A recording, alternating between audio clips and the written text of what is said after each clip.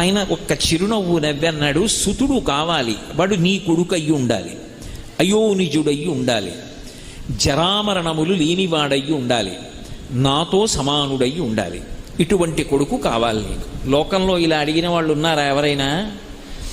భక్తికి ఎంత పరవశించిపోతాడు పరమశివుడు అన్నదానికి పరాకాష్ఠ నందీశ్వర వృత్తాంతం. తథాస్తు. ఇప్పుడు అయోనిజుడు కదు పుట్టాలి, భార్య కడుపులోంచి వచ్చేవాడు కాకూడదు. శిలాదుడు సంతోషించాడు, వెళ్ళిపోయి ఆయన ఒక యజ్ఞాన్ని సంకల్పం చేసి యజ్ఞం చేస్తున్నాడు. ఆ యజ్ఞం చేస్తూ ఉండగా ఆ యజ్ఞకుండంలోంచి అకస్మాత్తుగా అగ్ని 1000 సార్లు దాని కాంతి పెరిగిపోతే ఎలా ఉంటుందో అంత కాంతితో ఒక బాలుడు పైకి లేచి యజ్ఞకుండంలోంచి బయటికి వచ్చాడు. ఓ శివానుగ్రహంతో నాకు ఈ కుమారుడు కలిగాడన్నాడు. వాడికి ఉపనయనం చేశాడు, వేద విద్య అంతా